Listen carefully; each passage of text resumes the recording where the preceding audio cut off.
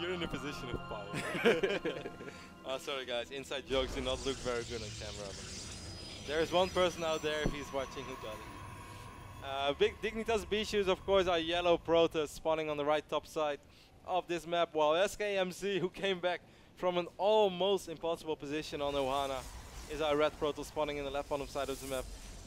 MC just always does well on NASL as well. It's crazy how good he does in the league. It's crazy how good he is as a player. He is just a monster. I sat down with MC not too long ago, did a long interview with him, asked him 30, 40 questions. We played a sort of a condensed version on the show yesterday. Obviously, we can't take 30 minutes out of a broadcast to show the whole interview. But if we would ever do that, it would probably be your interview with MC. It was a pretty good one.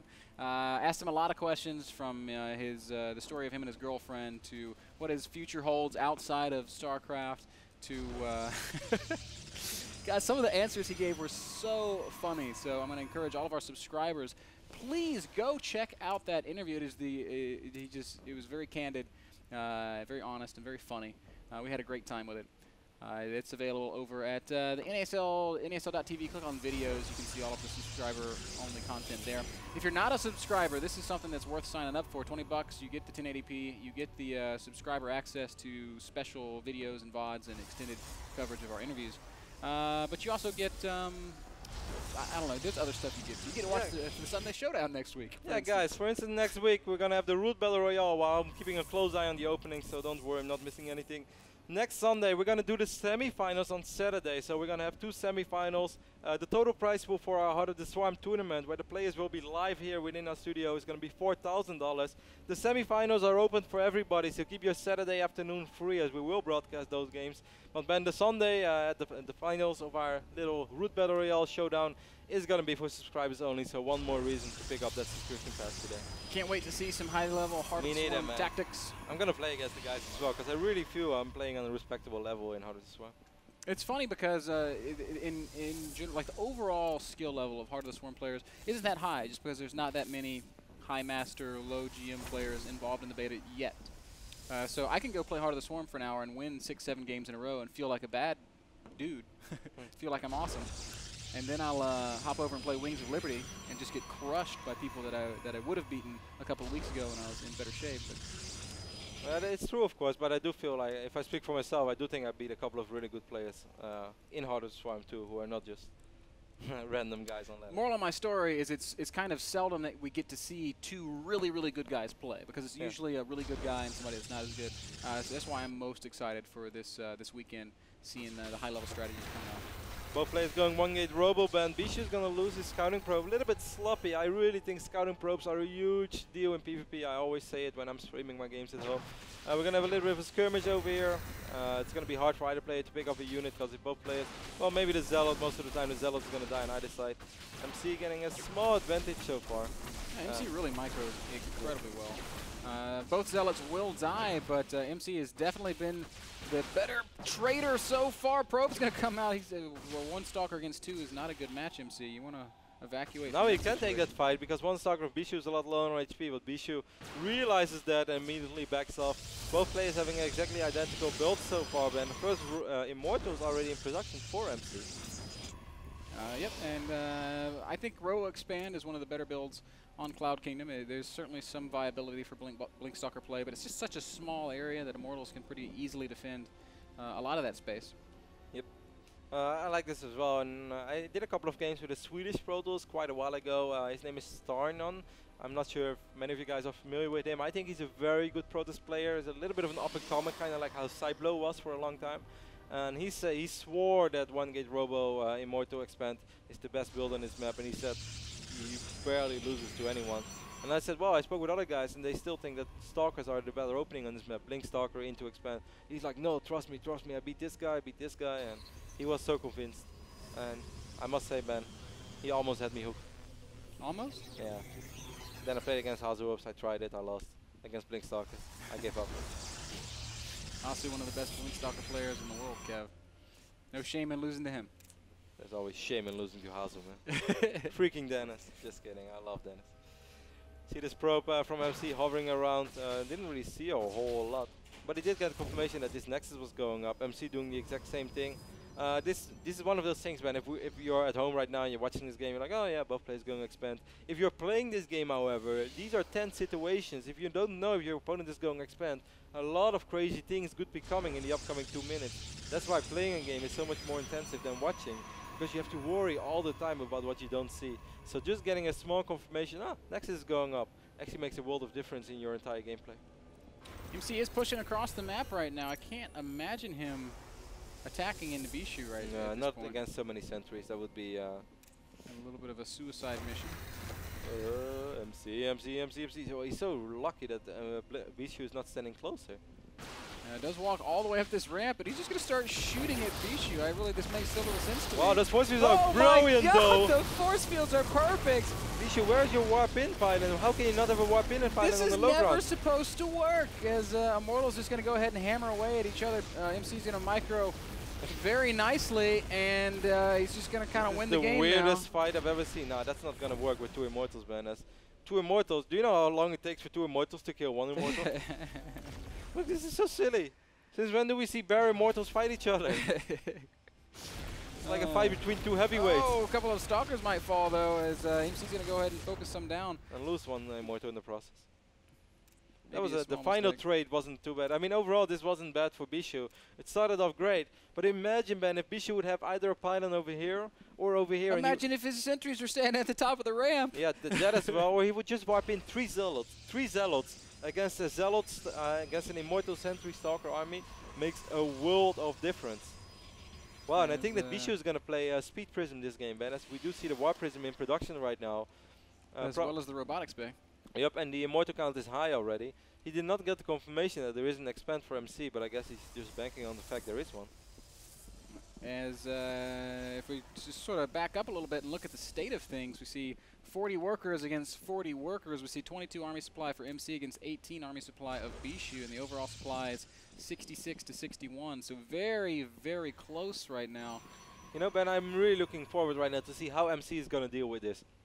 If you guys at home wonder, you're like, I always lose to this. The best way to deal with this is to have a couple of just Zealots, not grouped, standing in your mineral line. So every time the Immortals land, they automatically focus the Zealots. And if they ignore the Zealots, they take a lot of damage. And if they do shoot at the Zealots, it takes a ton of time to kill them. So it's really sort of annoying to deal with. But right now, man, with the army that MC has 3 Immortals, 2 Stalkers, 2 Sentries. This is absolutely terrible to deal with Speed Prism arrest. Somehow MC just knows. Yeah, he saw the Warp Prism. He has an observer in the natural. So I guess he saw the Prism incoming. What? Look at the timing of MC. Just positions his units, moves the observer out. This is just unfathomable how he just knows. Oh, if he's going to fly the Prism in too far, he's hiding the Stalkers as well, man. Oh, the Prism is going to fly. Surprise! No! 4 HP. Wow. Holy heck. So I think after this game, Immortals right now are like, after this game, Bischu runs straight to the biggest casino in Stockholm and put all his money on red. Why can't I bet on yellow? Well, the Warp Prism survived in red HP, if that matters. Man, that is just... That was lucky. I loved how MC was hiding those stocks a little bit. Like, preventive, like, sort of. It's like, yeah, come on in. My mineral line is exposed. Nothing to see here. Nothing to see. Yeah, you can kill everything, man. This would be terrible if you fly in right now. MC's also going Speed Prism Immortal, and he's going to cross right over Bischu's Prism en route to Bischu's base. Bischu does have a few Zealots waiting in the back of his mineral line, just like you said, Kev. That's a very good way to at least buy time for your stocks to get in position. Oh, he has to be careful with his Immortal, with this Colossus, man. The Colossus is very exposed. Bischu doesn't have any Stalkers. He only has a single Stalker. Oh, then he's going to lose the Colossus. Uh-oh. Alright, we'll see if MC tries to unload there. He's kind of playing with fire, unloading in the midst of that army. At the same time, Stalkers of MC do find Bischu's Warp Prism, just superior multitasking out of the Korean right now. Both these guys playing very fast, but MC managing to find a little bit more freedom to get things done than Bischu. I would have loved to see MC try to get at least a few shots off on the Colossus, man. We may yet see something of the sort, as he's going to come forward right now. And one shot, 2 shots go down on one of those Colossi. He's going to have to pick up now and get out of there. Takes out all the shields on one of Bischu's. Is it 4 Colossi already? 3 Colossi. Third base already building for MC. Very bold choice to expand. Yeah, it's really annoying right now for Bischu, man, as Bischu lost his Warp Prism, so he lost all his ability to do something in return. And when you're just defending against Warp Prism, it's never really a good scenario unless you somehow kill the Prism. But 9 out of 10 times you're just running behind the fence. MC is just going to kill off a couple of probes, lift up, and get out of there. So far, so good for SKMC, who's starting to create a bit of a lead for himself. 140 supply against 130 supply. And double Robo Colossus production. Sort of an uphill battle, really, for Bischu. I'm not sure where Bischu is going to find the time to feel that he can really sort of stabilize. Those 4 Stalkers, for instance, that's not going to be enough, man.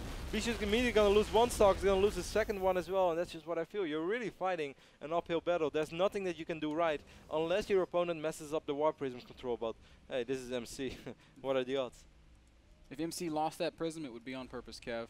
Check out resources lost. We can see the massive difference at this point in the game. 2,900 resources lost for Bischu to 1,600 for MC, who now has this third base completed, is beginning to mine there. And it was completely even after that first little fight, or maybe a 200 mineral deficit, but that was literally it. So MC basically killing 1,000 minerals for absolutely nothing.